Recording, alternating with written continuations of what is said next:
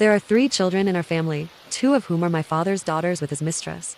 Only I am the biological daughter of both my parents. My mother dotes on those 2 children but treats me like a stray dog. I even suspect that maybe I'm actually my father's child with his mistress.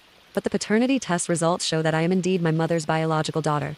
She stripped me naked and hung me at the front door. Every person passing by could see me. I cried and begged my father to save me. He was anxious and questioned my mother about why she was abusing me like this. However, after she whispered something in his ear, he immediately changed his attitude and even pulled out his belt to beat me black and blue. My grandparents felt sorry for me and gave me money to help me escape from my mother. After she found out, she also whispered something to them. After hearing it, they coldly dragged me back and told her to beat me to death. I don't understand why my mother abuses me. And I understand even less what words could make my father and grandparents instantly change their attitudes and want me dead. I'm so curious about what my mother actually said to them. You little bitch. I stripped you naked and hung you here for everyone to see. You must be thrilled, right? Hearing my mother's shrill voice, I trembled with fear. She stripped me naked and hung me at our front door, and I'm already 20 years old this Christmas. This isn't the first time she's done this. This time it was just because I secretly wore my sister's dress. It was such a small thing. My sister didn't even blame me. But when my mother saw it, she immediately flew into a rage and stripped me naked to hang me up. I looked at my mother with tears streaming down my face, pleading with her,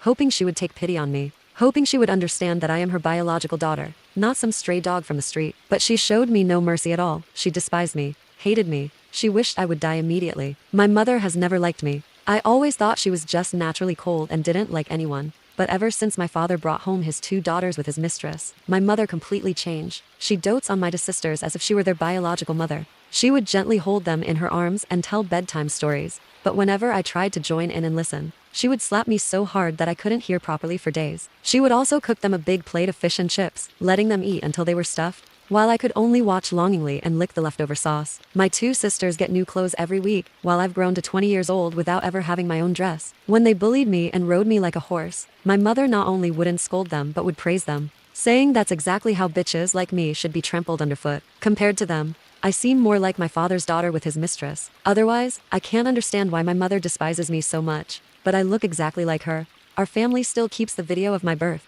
And I am indeed her biological daughter whom she gave birth to with great difficulty. I couldn't accept this reality and tried to find reasons to defend her. Maybe she had postpartum depression, which is why she hates me. But she gets psychological evaluations every Christmas. She doesn't have postpartum depression at all. Or maybe she thinks that because I'm a daughter and not a son, she blames me for my father's infidelity. But my father loves me dearly. All his assets are registered under my name, and he betrayed my mother long before I was even born. I can't find any reason to defend her. I can only accept that she simply despises me. From childhood to now, she has been abusing me constantly. When I couldn't take the beatings anymore, I cried and begged my father to take me away. He felt incredibly sorry for me and even had a huge fight with my mother over it. Haley is your biological daughter, not some stray animal. How can you abuse her like this? My mother sneered and leaned over to whisper something in my father's ear. After hearing it, he immediately panicked. He stopped protecting me and instead picked up a whip to lash my back viciously. You're right. This bitch shouldn't be alive. In my desperation, I've sought help from many people. Many of them were kind strangers who wanted to help after seeing me get beaten. But after hearing my mother's whispered words, they all showed malice toward me, as if I deserved every beating I got. Especially my half-sisters. When they see my mother abusing me, they dance with joy, more vicious than any adult. I don't understand, and I can't figure out why my mother hates me so much. Whenever I think about the 20 years of abuse my mother put me through, my heart races with fear. But she never stopped because of my terror. Instead, she'd look at me with even more disgust. I was at my breaking point and forced myself to ask her, Mom, why do you hate me so much? If you don't want to see me, I can leave this house. Why do you have to torture me like this? I really wanted to get away from her, even if it meant living in poverty or begging on the streets. But after hearing this, she flew into a rage and slapped me hard across the mouth. You're my daughter, and I'll torture you however I want. You think you can run off and harm other people? Not a chance. She glared at me with bloodshot eyes, looking like a demon. My hope was completely shattered. Mom became even more brutal in her abuse, beating me until I was covered in wounds. I had no doubt that if Grandpa and Grandma hadn't suddenly returned, she would have beaten me to death. Grandpa rushed over and shoved her aside, then gently lifted me down and protectively placed me behind him, even facing Grandpa and Grandma. Mom remained cold and cruel, showing no sign of remorse. After Grandma examined my body and found that my entire back had been beaten raw and bloody, she shouted angrily, You monster. Haley is your own daughter, not some stray animal you picked up off the street. How can you abuse her like this? How can you be so cruel? Grandpa was trembling with rage. If it weren't for his poor health, he definitely would have punched Mom already. I hid behind him, crying silently. If it hadn't been for Grandpa and Grandma protecting me all these years, Mom would have abused me to death long ago. The neighbors had gathered around by now, sincerely urging Mom to treat me better, saying that I was already an adult and it was inappropriate for her to strip me naked and hang me up like this. But she didn't care at all, just casually fixing her hair. Seeing her indifferent attitude, Grandpa stepped forward and grabbed her by the collar. "You abuse your own daughter, we've had enough of you. I'm taking Haley away from you, you vicious woman." Before he could turn around, she grabbed him and pulled him back. She patted his shoulder, signaling him to calm down. "Don't rush. Listen to what I have to say first, then decide whether you want to take this Chi-Chi with you." At that moment, my heart was pounding frantically. I desperately begged Grandpa to take me away immediately. "Don't listen to Mom, please, Grandpa." I knew better than anyone that once he heard her whispered words, he would never feel sorry for me again. Seeing me cry so heartbrokenly, he became even angrier. Thinking she had threatened me, he stroked my hair and said, "Don't worry, Haley. I won't let your mother continue abusing you. From now on, you'll live with me and your grandma, and we'll never let you get hurt again." I was moved, but I still couldn't let him hear those words. I was truly terrified. "Grandpa, I'm begging you not to listen, please." But the more frightened I became, the more curious Grandpa grew. Even as I clung to his pant leg, he still walked toward Mom, right up until tea. My husband Theodore Johnson's mistress was throwing another tantrum. He pushed the divorce papers in front of my plate, saying coldly, "Sign it. Let's just get divorced." I gripped the hem of my dress, nodded silently, and quickly signed my name. As I left, I heard his friends mocking me. "Evelyn's so easy to deal with. She'll do whatever you tell her to, won't she?" Theodore elegantly sipped his red wine and smiled mockingly. "Want to make a bet?" They wagered that in 20 days, even if I was crying my eyes out in court, I'd still obediently go through with the divorce proceedings. The moment I got the divorce certificate, I rubbed my phone and calmly replied to the message I'd just received. "Quentin, will you marry me?" "Evelyn, yes." After sending the message, the laughter and chatter in the room continued. "I bet if you give Evelyn the latest sports car, she'll agree to the divorce." "I don't think so. She loves Theodore so much, how could she possibly agree to divorce?" "You don't get it. Evelyn's like a loyal dog Theodore keeps. She'll follow orders." At that moment, Theodore suddenly said coldly, "Whoever loses buys 2 sports cars each." The room erupted in laughter. I fled the scene in panic. Just then, my phone chimed. "Quentin, really? Evelyn? Of course, half a year ago, Theodore fell in love with some unknown actress named Dora Davis. He invested in Dora like crazy, buying her a house and car in Austin. The downtown Austin mansion was filled with jewelry and accessories that young girls love, but Dora remained indifferent to him. Theodore patiently pursued Dora for many days, but she still wouldn't agree to be his mistress. Wearing a limited edition seasonal dress, her face flushed with anger. "Theodore, I admit you've been very good to me, and I do like you. But I don't want to be just your mistress." Theodore had dominated the business world for years and had met countless women. Women would constantly flatter him for his money. But Dora was different. She had principles. Even though Theodore had spent so much money, she refused to be kept. Theodore found her absolutely fascinating. He even abandoned me repeatedly for her sake. I remember on my birthday, Theodore rarely came home to celebrate with me for the first time. He was well dressed and had bought my favorite little cake. Just as I was making a wish, his phone suddenly rang. Before answering, he told me he'd come back to finish celebrating my birthday. But after the call ended, he turned and left. He said he had urgent business to handle, and I chose to believe him. 10 minutes later, I received a friend request. The person added me but didn't send any messages. Out of curiosity, I clicked on her Instagram. It was full of photos of her and Theodore together. At that moment, I knew the truth about Theodore's affair. When I confronted him with my phone, he said they were just ordinary friends. I didn't believe him, but he thought I was being unreasonable. "No matter what our relationship is, you'll always be my wife. Isn't that enough?" I was momentarily stunned, so in his mind, I just needed to maintain the status of being his wife. That was enough. He had clearly said he loved me most, so why did he suddenly fall in love with another woman? I felt like there was a stone pressing on my heart, making it hard to breathe, but I didn't even have the courage to argue back. Then, he publicly handed me the divorce papers. "Sign it. Let's just get divorced." I silently signed my name and turned to leave. When Theodore came home, he was still drunk. Seeing me sitting on the couch, he frowned and asked, "Why aren't you sleeping yet?" I looked up at him and spoke my first words of the day. "I'm not tired. Even if you're not tired, you should sleep. The doctor said you need more rest." I didn't look at him and got up to walk toward the bedroom. "Wait." Theodore stopped me. "I need to talk to you about something tomorrow." The next morning, Theodore woke me from my sleep. "Evelyn, let's go file for divorce today." I was stunned for a moment, then nodded. "Okay." On the way there, Theodore unusually began talking to himself about our plans for the 4 years since our marriage. "It'll take you for a medical checkup first. The doctor said last time that your condition has stabilized significantly, and you should return to normal after some more time then. I want to take you traveling. You haven't been anywhere during all these years of illness. I remember when you were little, you loved running around everywhere, always saying you'd travel the world when you grew up. Once you're better, well go, okay? He turned to look at me, but I remained silent. Theodore sighed. She's just an actress. How could I fall in love with her? She's so different, and I'm curious when she'll finally be with me. He paused, then added, don't worry, since I promised you I'd take care of you, I'll definitely keep my word. I nodded. Seeing no reaction from me, Theodore stopped talking and drove in silence. At the courthouse, Theodore opened the car door and leaned over to unbuckle my seatbelt. I followed him inside, and everything went smoothly. The clerk asked us the usual questions. I have autism and can't express emotions accurately, so I could only keep nodding along with Theodore. If you're both certain, please sign here. Come back in a month to collect your divorce certificate. Theodore joyfully took the receipt, then he looked down to text someone. He smiled brilliantly, and I didn't need to guess who he was chatting with. At the same time, I received a message.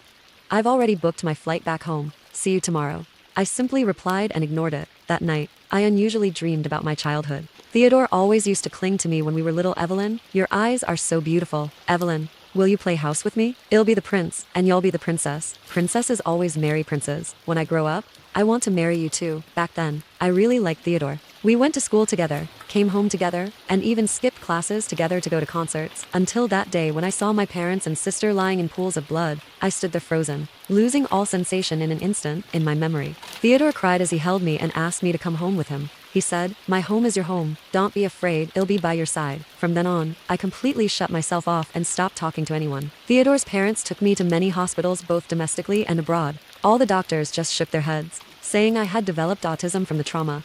Theodore's parents looked at me with tears in their eyes and said, Evelyn, you're the only child your parents have left. You absolutely cannot have anything happen to you. My family and Theodore's were old friends. After my parents' accident, I was taken into his home. His whole family treated me extremely well, which kept me from completely falling apart during my childhood. Back then, Theodore wasn't like he is now. He would protect me. Whenever someone insulted me, he would immediately rush up and fight them. He would sit quietly with me, watching me tend to those flowers and plants. He never said I was wasting time. So when he asked if I would marry him, I nodded. Theodore's parents happily prepared our wedding. I remained immersed in my own world, tending to those flowers and plants. My condition gradually improved slightly, and I could barely express some emotions. However, I didn't really understand what marriage meant. The doctor told me that marriage meant two people being together and never separating. I thought, if that person is Theodore, then it doesn't matter. Our wedding was very grand, with all the prominent figures in Austin attending. Theodore held my hand as we received everyone's blessings. That night, he held me in his arms and gently asked if he could kiss me. I didn't understand. In my previous life, after my parents divorced, Mom left with nothing, taking me along. My brother, who stayed with our wealthy dad, constantly mocked Mom and me for being poor, saying we were worse than beggars. But karma came full circle after Dad went bankrupt. He and my brother ended up homeless on the streets. Meanwhile, Mom married a billionaire and started a new life with me, jealous of my good fortune. My brother pushed me off the 18th floor in a fit of rage. When I opened my eyes again, my brother and I had somehow returned to the day our parents divorced. This time, my brother got smart and immediately clung to Mom, refusing to let go. I want to go with Mom. He thought H finally picked the winning side, his face full of smugness inside. I was bursting with joy. Finally, it would be my brother's turn to suffer through those suffocating hard times. When Mom heard that Larry also wanted to come with her, she was so moved she nearly cried, but Dad frowned, reluctantly saying, Larry, your mom is useless. You'll definitely suffer if you go with her. Though Mom was usually stubborn, she sighed and nodded reluctantly. Larry, you should stay with Dad. I don't want you to suffer with me. Your sister can handle hardship, so let her come with me. I let out a cold laugh, feeling a bitter pang in my heart. As expected, no one cared about what I wanted. Listen to Dad and go with him. Dad has money, you can have whatever you want. Let your sister deal with the hardship. Having lived through the previous life, Larry knew Dad would go bankrupt, so naturally he wouldn't choose him again. He held on to Mom's arm tightly. I've already decided I'm going with Mom. Despite the pressure, Larry still left with Mom, who walked away with nothing. Before leaving, he said provocatively, Mia, you just wait and enjoy the good life with Dad. I waved back at him, suppressing my laughter, secretly delighted. My foolish brother Larry had no idea what he was about to face. In my previous life, after leaving with Mom, I lived miserably. Mom was lazy by nature, accustomed to the life of a housewife, completely unable to support herself. Back then, I not only had to go to school but also work to make ends meet. I only slept 3 hours a day. The rest of the time I was either at school or working, delivering food, cleaning, washing dishes. There wasn't a single dirty or exhausting job I hadn't done. Mom still wasn't satisfied. You money-losing burden. You barely earn enough to buy me a pair of shoes. You might as well find a rich man to marry. She either hit me or yelled at me, treating me like a servant rather than a daughter. Later, when she married a wealthy man, my life improved slightly. I thought my suffering was finally over. But I fell into an even deeper abyss. Dad was upset about not getting Larry and took all his anger out on me. From now on, you better behave yourself. If you dare upset Kathy, it'll break your legs. When you get to Kathy's house, remember your place. You're living under someone else's roof, not some princess. Dad's attitude toward Larry and me was like night and day. When he looked at me, there was only disgust, as if I were nothing but dead weight. The car pulled into Kathy Anderson's estate, and I was stunned by the mansion. I never expected Dad to find such a wealthy woman. Watching Dad carefully try to please Kathy, I understood that here, Kathy was the head of the household. Kathy stood at the entrance, her eyes twinkling with amusement as she waved at me. You must be Mia. You're really beautiful. She reached out to pat my head, and I instinctively flinched, trying to dodge. In my previous life, every time Mom raised her hand, it was to hit me. Stupid girl. What are you dodging for? Nobody's going to eat you. Dad shot me a glare before turning to Kathy with a smile, reaching for her hand. The moment they touched, Kathy suddenly pulled back. That's when I noticed the tape wrapped around her hand. A violin sat in the corner of the living room. Are you learning violin? Yes, I recently enrolled in a class. What a coincidence. I had also learned violin as a child when I lived with my grandmother. I picked up the violin, casually flipped through the sheet music, and began to play. Dad tried to stop me, but Kathy held him back. I was rusty from not practicing for so long. When I finished the piece, I saw appreciation in Kathy's eyes and knew I'd done the right thing. Kathy threw her arm around my shoulder. This is your home now. I relaxed and took her arm. From that day on, I catered to her interests, practicing violin with her every day. I scoured all her social media, working hard to understand her personality, hobbies, and eating habits, day by day. She finally accepted me completely. She was generous, sending me to the best high school, buying me new clothes, and giving me $150,000 in monthly allowance. She said, since you've entered my home, I won't shortchange you. While my parents looked at me with nothing but disdain, she was different. Her eyes held expectation when she looked at me. To repay her, I studied relentlessly, consistently ranking at the top of my class and winning awards left and right. At the end of the semester, Dad received a call from my homeroom teacher and was ready to hit me before even understanding the situation. You caused trouble again, didn't you? It was Kathy who firmly protected me and took the call, only to learn the teacher was calling with good news. Had been named outstanding student representative and received a national scholarship. Dad was stunned, never expecting me to become so excellent. In my previous life, with my parents constantly fighting, I couldn't focus on studying. After the divorce, Mom forced me to work, so naturally my grades plummeted. Now, with the good environment Kathy provided, I could finally study in peace because of my excellent grades. The school invited Dad to speak as an outstanding student's parent. He finally felt proud, and his attitude toward me softened considerably. In this atmosphere, I smoothly made it through high school. During the second semester of senior year, Kathy asked if I was interested in studying abroad. With my grades, I could definitely get into a good university. I was about to happily agree when Dad flatly refused.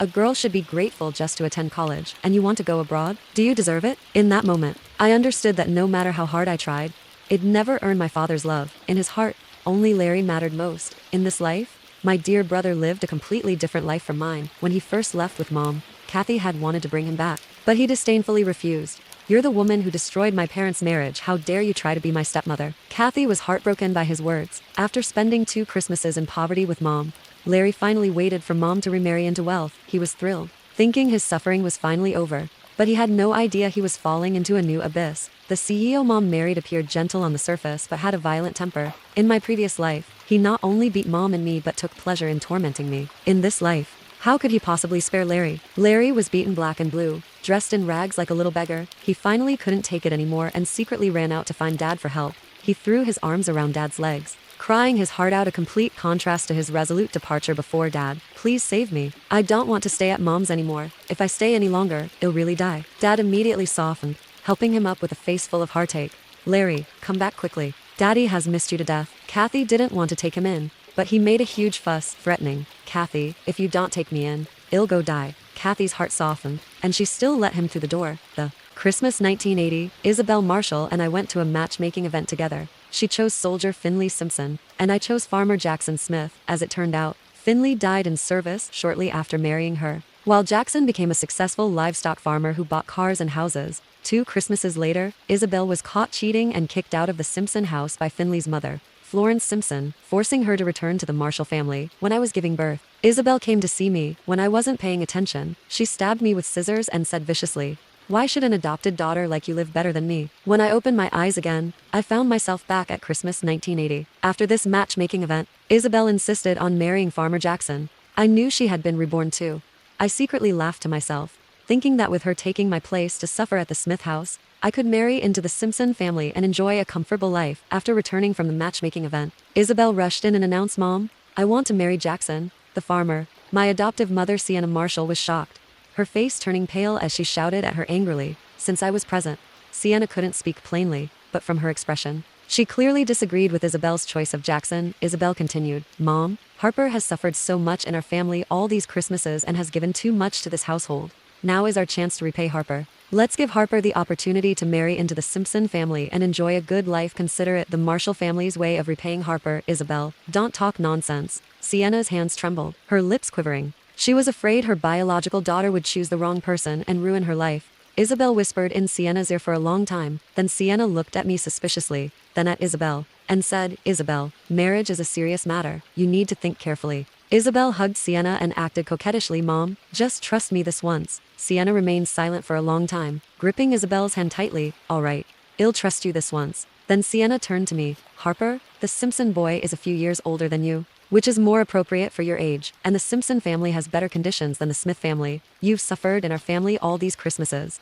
This time I'm giving you the chance to marry into the Simpson family. From now on, you'll have no relationship with the Marshall family whatsoever." I understood Sienna's meaning. She was telling me that after marriage, I would have no ties to the Marshall family. I sneered inwardly. Sienna must be afraid that after Finley's death, I would return to the Marshall family and become a burden. With such family members, I naturally chose to sever ties. The economy was just beginning to develop, and as long as I wasn't lazy, even if Finley died, I could earn money to support myself. I had no right to choose my spouse, but I could fight for more benefits. I said, "Mom, I can marry Finley, but I want you to give me a coffee machine, sewing machine, television, and $200. In my previous life when I married Jackson, Sienna gave me nothing to make a living. I earned my first pot of gold by hand sewing clothes for people, then used that money to help Jackson's family with farming and livestock, becoming a well-known businesswoman in the area. But hand sewing strained my eyes and hands. Later my finger joints became deformed and my eyesight deteriorated.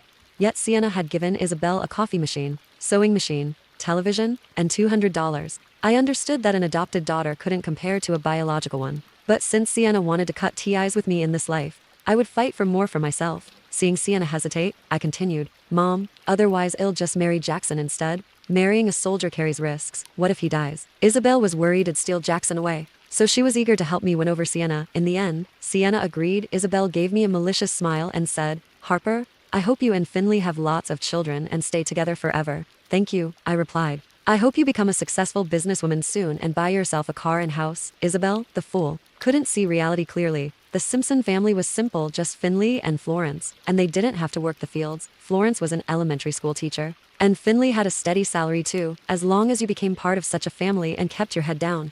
You'd never go hungry. But the Smith family had many members, including Jackson's younger siblings and his meddlesome mother, Freya Smith. The weak Jackson could never support a household. I never imagined Isabel would abandon the Simpson family to choose the Smiths in this lifetime, with Isabel taking my place as a Smith family member and suffering all the hardships. I could become part of the Simpson family and truly enjoy life. The wedding date was set, and Sienna consulted a fortune teller. The fortune teller insisted we marry on the same day, or else the men in the family would be seriously injured or die. So Sienna arranged for us to marry simultaneously in 2 months. Sienna believed fortune tellers completely. She'd even adopted me because one told her to. Back then, she couldn't get pregnant. A fortune teller said if she adopted a daughter and treated her well, she'd conceive her own child. I brought the Marshall family Isabel and her brother Caleb Marshall, but I never received any special treatment. From age 5 or 6, I'd been working for the Marshall family, cutting grass, feeding pigs, farming in the mountains, washing clothes, and cooking. My hands were covered in chilblains that swelled and festered, but no one ever cared. I found it amusing. If Sienna trusted fortune tellers so much, how could she agree to let Isabel marry Jackson? But the Marshall family's affairs had nothing to do with me anymore. I was going to become part of the Simpson family, get along well with Florence, and enjoy life. The wedding night was only the second time I'd met Finley. He was tall and handsome, with an upright appearance. What put me at ease was that the Simpson family was simple, and Florence had a gentle temperament. Before bedtime, she pulled Finley aside and told him to be good to me, saying we didn't need to get up early the next day. When he returned to the room and saw me, Finley's expression softened, and his eyes even reddened slightly. I wasn't sure why he seemed so emotional. I just focused on studying him carefully. He was quite handsome, but his life would be short. Looking at this young man before me, I felt uncomfortable inside. Soon, he would sacrifice himself, and this living, breathing person would no longer exist in the world. I stepped forward and hugged his waist, then patted his back. Finley hugged me tightly in return. The man's burning body heat made me think of something. Although Finley would sacrifice himself later, he was right here in front of me now. I planned to stay with the Simpson family forever, so wouldn't it be wonderful if I could have Finley's child? That way, I could legitimately remain with the Simpson family, and my relationship with Florence would become even closer. Even if Finley sacrificed himself, having his child would mean he had descendants, and I would have made some contribution to the Simpson family. Thinking this, I became very excited. Finley looked so upright and particularly attractive that I couldn't help wanting to get closer to him. But the thought of being intimate with a strange man was hard for me to accept. However, Finley only had 5 days of leave. If I didn't get pregnant during these few days, it would be too late. Unable to contain my thoughts, I blurted out, "Finley, shouldn't we have a child?" Finley's ears turned red. I found it amusing and thought, he was married in his previous life. Did he get shy when talking about having children then too? Isn't this perfectly normal between husband and wife? Finley held me even tighter. There's no rush about having children. We can discuss it when I return from my next family visit.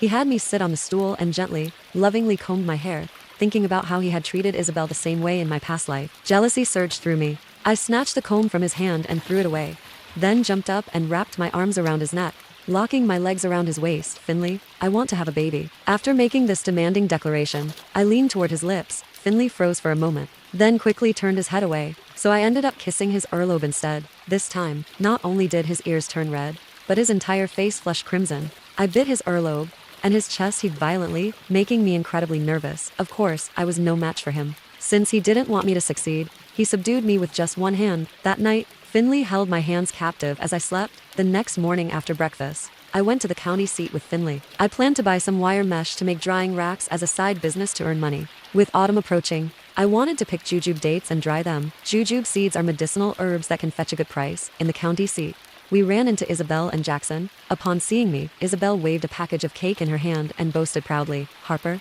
you've probably never had Sugar Bloom Bakery's cake in your entire life, have you? Jackson knows I love it, so he specially brought me here to buy some." I linked arms with Finley, lifted my chin high, and said with a sweet smile, "Sugar Bloom Bakery's cakes are too sweet. Eating too much will make you fat." Finley says Honeycomb Haven Bakery's cakes are incredibly soft and melt in your mouth, so he specially brought me here to buy some. Isabel had been pampered since childhood and refused to do any work, preferring only to enjoy life. But the Smith family had many members and complex relationships. This kind of behavior might be fine for 2 or 3 days, but over time, Freya would definitely scold her. Isabel looked at Finley with disdain, as if remembering something. She suddenly moved closer to me and whispered mockingly, "Did Finley sleep with you last night? He probably finds you beneath him, doesn't he?" As she spoke, she pulled open her collar to show me the bruises on her neck. "Look, we're deeply in love. This is what a real married couple looks like. While your life is just boring." I pulled Finley over, stood on my tiptoes, and kissed his neck. Whether a couple is in love can't be judged by appearances. It's better to keep love in your heart. "Finley, am I right?" Finley held me tighter and leaned down to kiss my forehead. "You're absolutely right." Then he looked at Isabel coldly, as if viewing a disgusting bug. "Isabel, if you have so much free time, why don't you go home and help your mother chop more firewood? Harper's married now, so your family has lost a good worker," Isabel said. "My dad is a member of the Farm Bureau Federation and makes more money than you." I interrupted her.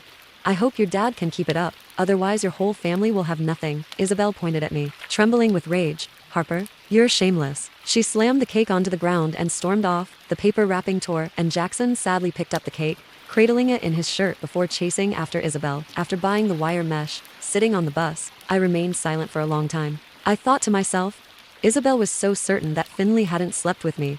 How could she know? Could it be that Finley didn't sleep with her in his past life either? Finley really is a strange man. He married 2 wives across 2 lifetimes. Could it be that he doesn't like either of us? Or does he have some special preference and doesn't like women? This thought made me shudder. On Christmas Eve, my parents once again left me home alone to earn triple pay. For 20 years, they'd done this every Christmas. I was tired of spending the holidays by myself, so I grabbed the turkey and went to find them. However, I never expected to see my parents stepping out of a luxury car when they'd always pretended to be struggling financially. They were affectionately embracing a boy about my age, chatting and laughing as they walked into a 5-star hotel. "Dad, Mom, are you really just leaving Nora home alone like this?" My mother Patricia waved dismissively. "It's fine. She's used to it by now." My father Frederick was even more indifferent. "How can she compare to you? You're the child we love most." I turned and left. Since they'd deceived me by pretending to be poor, I no longer needed their fake companionship. When I got home, I dumped all the food on the table into the trash. In the past, I would have felt terrible about the waste, for as long as I could remember. I knew our family was poor, and everything I ate and wore came from my parents' sacrifices. I rarely even bought new clothes. Every quarter, Patricia would bring me a bag of used clothes, always saying, These are clothes from my co-workers' kids, already washed clean. Now I don't have to buy you new clothes. I never knew where these hand-me-downs actually came from, only that throughout my entire childhood, I hardly ever wore clothes that fit properly. When I constantly wore ill-fitting clothes, my classmates would mock me. I could only study desperately, hoping that someday I could afford to buy new clothes myself. Every Christmas, I wouldn't even receive any gifts, all to lighten their burden. Yet I never imagined they didn't need to save money at all. I discovered that the luxury car they were driving belonged to the renowned Sanders family. The Sanders family's wealthy heir had previously been seen driving this very car around town with female celebrities, and had even seen that entertainment news story tonight. That young man was clearly the rich heir from the news, so I was born into a wealthy, noble family. I let out a bitter laugh and sniffled, then walked into my parents' bedroom to search around. Perhaps they were too careless or too confident, actually keeping the contract right there at home. When I saw Frederick's name boldly signed on that multi-million-dollar contract, with a Montblanc pen tucked inside the documents, I felt completely devastated. I put everything back as it was, silently returned to my room, and buried my head under the covers, hoping this was all just a nightmare. The next morning, my parents were already busy in the kitchen, looking at the breakfast on the table. I suddenly realized something was wrong. Why are we having caviar for breakfast? The taste was exactly the same as the expensive meal my professor had treated me to last time. I glanced at the trash bag by the door, which confirmed my suspicion. Dad, Mom, did we strike it rich? I sat at the table and looked directly at them. Patricia looked stunned. Nora, what are you talking about? How can you afford such expensive caviar? I pointed at the trash bag, and Patricia's expression immediately changed. Frederick chimed in. When I worked overtime with my boss last night, he packed this food for me to take home. Your mother and I have such meager salaries, how could we possibly afford caviar? I nodded and ate a piece of blini. I sneered inwardly. Since this is $580 caviar, their dinner last night probably cost tens of thousands of dollars. If they were truly poor, I would have found this caviar delicious. But now it tasted like nothing. After just 2 bites, I stood up and said, I'm full. Nora, why are you eating so little? Are you feeling unwell? Patricia looked at me with concern, her eyes appearing so sincere. I shook my head and smiled, saying, No, aren't we going to Grandpa's house today? I want to save room so I can have a proper meal at lunch. Hearing this, Patricia visibly relaxed, while Frederick looked somewhat guilty. He was about to say something when his phone suddenly rang. I caught a glimpse of Jason's name on the screen. Since he cared so much about Jason, what did I even matter? Frederick hurried toward the kitchen counter, and Patricia followed. I vaguely heard Frederick telling Jason to be sensible and not let me discover anything. I was completely disappointed. So they had known all along and were just working together to deceive me. At that moment, I even wondered if I was starring in the Truman Show. Yet their concern for me seemed so genuine. After Frederick hung up, he handed me a gift box. Nora, there's an urgent matter at the company. I need to go over there. Patricia quickly said, It's okay, I'll go with you. I nodded and took the gift. Then Patricia and I went to Grandpa's house. As soon as we entered, Grandpa enthusiastically grabbed my hand. Nora, you're here. Come in quickly. It's too cold outside. His palm felt incredibly smooth, nothing like a worker's hands. The people living in this building used to work at the steel mill, and Grandpa was a retired worker. But looking at his pampered appearance, I didn't think he looked like a worker at all. When Grandma saw me, she quickly handed me a gift. I took it and said, Thank you, Grandma. Then I opened it directly. Patricia was obviously stunned because I used to immediately hand the gifts over to her. Back then, Grandma would only say, Nora is such a thoughtful girl. But today I acted completely differently, and even Grandma laughed in surprise. Nora, now you know to keep the gifts Grandma gives you. I raised an eyebrow and smiled. Yes, Mom said these gifts are for me, so I want to keep them myself. That's right. Nora is very sensible. She even earns her own tuition and living expenses. Patricia quickly chimed in. I sneered inwardly. Grandma's gifts were worth at most $500, which was nothing compared to my tuition. They were obviously so wealthy, yet they insisted on treating me this way.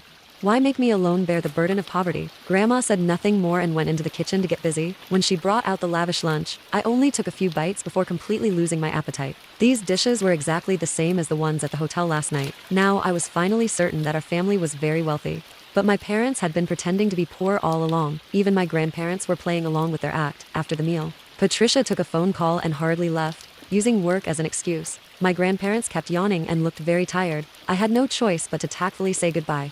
But I didn't go far. Instead, I hid around the corner to secretly observe. Sure enough, less than 20 minutes after I left, a Lincoln stretch limousine pulled up, and my grandparents got in surrounded by a group of people and drove away. I took a deep breath, put on a mask, and walked over to see several cleaning workers tidying up the room. I heard one cleaner sigh. This family is so strange. They only come to stay for one day every Christmas, and leave right after lunch. But they tip really well every time. Don't you know? They do this every Christmas. It's been over 20 Christmases now. They have a mansion in Nashville. Rich people just come here to experience life. Hearing these words, I was completely devastated. Then I rode my bike to find the Sanders family's mansion in Hillside Gardens, Nashville's wealthiest family's estate. Seeing that magnificent villa perched on the hillside, complete with guards outside, I couldn't believe they actually lived there. As I approached, a security guard barked at me. "Who are you? Get lost." I took a deep breath and was about to turn away when the roar of a motorcycle engine filled the air. It seemed that bike online, Jason was riding his $2 million motorcycle. He looked clearly surprised when he saw me, then pulled up in front of me, sizing me up with a sneer. "Well, you're not stupid after all. You actually managed to track us down." I was stunned, thinking to myself, so he's known about me all along. Why? Why is it like this? Jason, am I their adopted daughter? Or are you all conducting some kind of experiment? Maybe I'm just your test subject. Jason seemed to pick up on my confusion. He raised an eyebrow and wagged his index finger.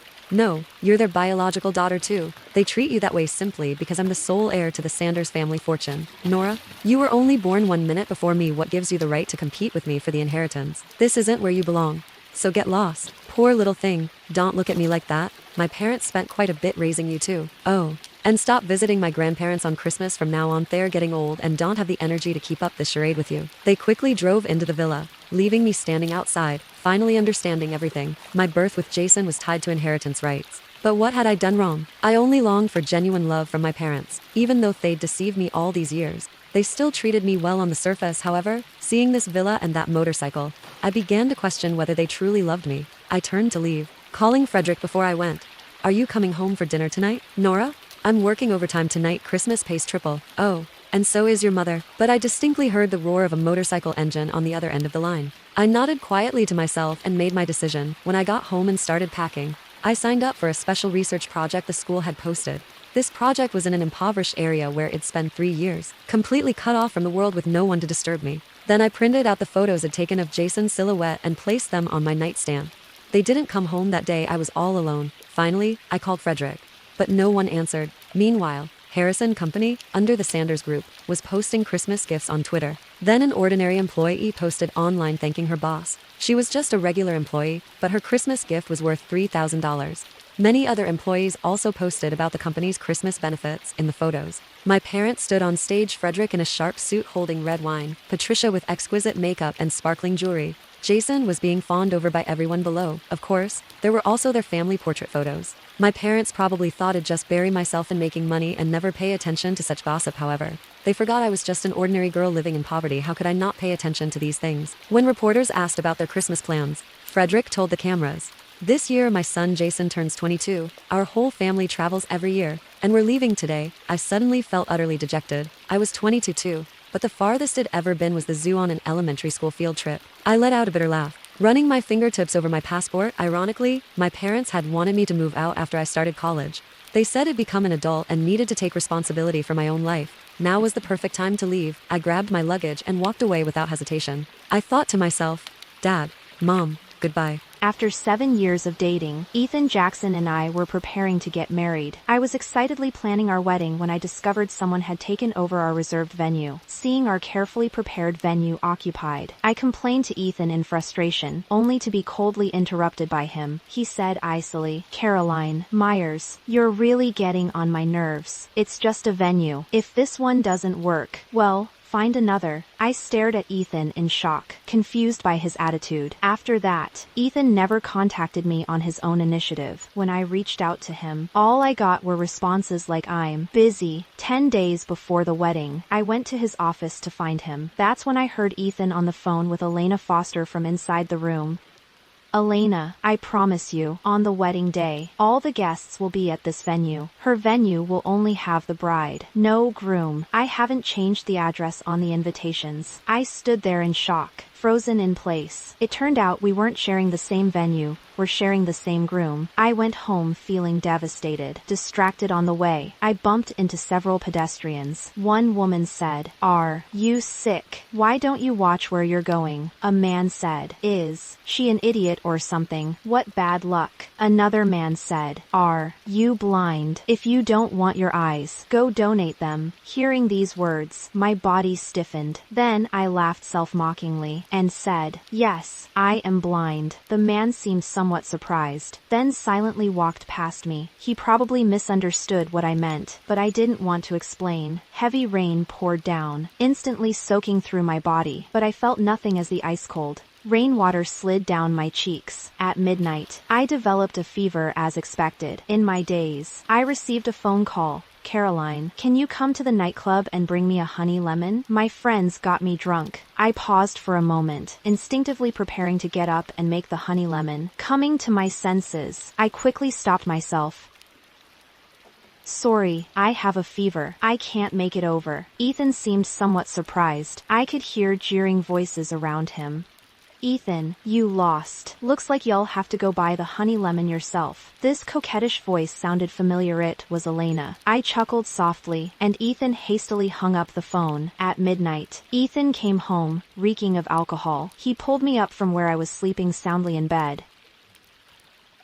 "You sick or something? My friends got me drunk, and you're still making excuses not to bring me honey lemon. Do you even care about me as your boyfriend anymore?" The alcohol smell on Ethan sobered up my brain somewhat. I held my forehead, trying my best to steady myself. "Told you, I have a fever." Under my serious emphasis, Ethan looked at me carefully. My flushed cheeks were proof enough. Ethan fell silent for a moment, then said softly, "I'm sorry. Ill sleep in the study." I laughed coldly, then lay back down on the bed. Now I couldn't sleep. There were sounds of laughter from the next room. It was a bit noisy. I didn't sleep all night. In the morning, Ethan and Elena came out of the study happily together. The moment he saw me, Ethan's smile froze. He instinctively pulled away from Elena. Good morning. The drinking session ended too late last night, and Elena didn't bring her keys, so I brought her back here first. I nodded, then walked toward the door. At that moment, Ethan grabbed my wrist, and I looked at him in confusion. He stammered, "Where are you going? Aren't we supposed to go pick out wedding dresses today?" I froze, then turned around with a smile and said, "Why don't you two go pick them out instead? I have something at the office." Ethan seemed to breathe a sigh of relief, his smile becoming more genuine. "Well, Elena has always had excellent taste. She'll definitely make us happy." I naturally agreed. I notified Ethan's friends and family about the venue change, then told my own friends and family that the wedding was cancelled. After that, I turned off my phone because I didn't want to explain anything to anyone. Then I went to apply for my passport. ID already been accepted for overseas study, but ID put the plan on hold because I didn't want to be separated from Ethan for too long. Now that our wedding couldn't proceed, I absolutely couldn't give up this opportunity to study abroad. The moment I walked out after getting my passport processed, I saw Ethan and Elena emerging from City Hall. Their faces were glowing with happiness. The instant our eyes met, everyone froze, not wanting to let Ethan speak first. I beat him to it. "What are you doing here?" Ethan's body stiffened, his gaze instinctively avoiding mine. Elena reached out and linked her arm through Ethan's, saying smugly, "Ethan came with me to take care of some business." I glanced at her coolly. "Congratulations." Ethan caught up, trying to explain something. "Caroline." I didn't stop, instead, quickening my pace. That evening, Ethan came back with Elena again. I looked at them calmly. "Doe, you need me to give up the master bedroom for you two. The study probably isn't big enough for both of you to live in, right?" My words seemed to anger Ethan, his face darkening. "Caroline, do you have to be so bitter? What's happened to you? You're acting like a shrew." I found it somewhat amusing, since I seemed to have said nothing and done nothing. Yet, I was being called a shrew. I pointed to my head and laughed. Wearing so many hats, I don't even know which one is the right one anymore. For a moment, Ethan looked very uncomfortable, but quickly, he slapped me. "How dare you say that? Don't forget, this is my house. I pay for all your expenses, but you dare to mock me. Get out. Get out right now." Ethan roared, pushing me toward the door, not even giving me a chance to grab my phone. My expression changed, but by the time I came to my senses, I was already locked outside. "Ethan, give me my phone." I pounded frantically on the door, but that door never opened again. The autumn night carried a chill, and I rubbed my arms as goosebumps rose on on my skin. This was where I'd grown up, but at this moment, I was homeless, penniless and homeless. I had no choice but to walk to the office. As soon as I got there, I collapsed from exhaustion, falling asleep with my head on the desk. The next morning, with help from a colleague, I bought a new phone and called Ethan's number, but he didn't answer. Elena's voice came through the receiver. "This is a number I don't recognize." Ethan sounded somewhat impatient. "Then, just hang up." Elena didn't hang up, probably having guessed it was me calling. She said, "Ethan, shouldn't we go apologize to Caroline? She is a girl." After all, my assessment of this was that Elena was really good at playing innocent and kind. I laughed softly, thinking her act was pretty clumsy, but Ethan's words still left me stunned. "Should you care about her? In this city, she has nowhere else to go anyway. She doesn't even have a phone. She won't last long before she comes crawling back to me." Then, Elena hung up. I sat there, dazed for several seconds, unable to process what I'd heard. So he knew all along. I let out a bitter laugh, realizing that my heart, which I thought would never waver again, was now stirring with a hint of pain. I decisively dialed the number once more. "Why? Are you calling again? Didn't you hear what I just said?" Elena's impatient voice came through. "You're so shameless, constantly clinging to Ethan. Don't you realize how pathetic you are?" Ignoring Elena's attack, I said with a smile, "Let's meet up. I have something to give you." Elena sounded somewhat puzzled. After hesitating for a moment, she agreed. "Meet at Sweet Coffee Shop." I hung up and left immediately. When the appointed time arrived, Elena was nowhere to be found at Sweet Coffee Shop. "Caroline, are you trying to bully Elena again? I've already told you I have nothing to do with Elena. Why do you keep bothering her?" Ethan's impatient voice rang out. Then I was slapped again, my cheek burning with pain. I laughed mockingly, finding Ethan strangely unfamiliar. I said coldly, "You hit me without any evidence. Is this the Jackson family's upbringing?" Ethan's expression turned extremely ugly, as if he didn't know how to respond. However, since it wasn't Elena who came, I didn't need to hand over what I had brought. If I really wanted to cause her trouble, would I call you? Could I have guessed? Shed, answer your phone. You're ridiculous. I stepped closer to Ethan. He kept backing away, his expression growing increasingly unpleasant. Finding it boring, I turned and left. Ethan didn't come looking for me again. However, the wedding was approaching, with only one day left before the ceremony. He mercifully brought me a necklace, but it was a necklace without a gift box, having lost its luster. Ethan said, "Isn't this your favorite necklace? I bought it back for you." I suddenly found it amusing. Then I looked up at Ethan seriously. "If you think I'd be happy with a second-hand necklace that should have been mine but was taken by Elena, then you're seriously underestimating me." Ethan looked somewhat guilty, his face flushing red. He pretended to be calm, gritting his teeth. "How can you be so unreasonable? Since you've gotten your favorite thing, and I'm here with you, what more could you want? After tomorrow, well, be husband and wife." I gave him a meaningful look, having nothing more to say. "I understand," I said flatly, then turned to leave.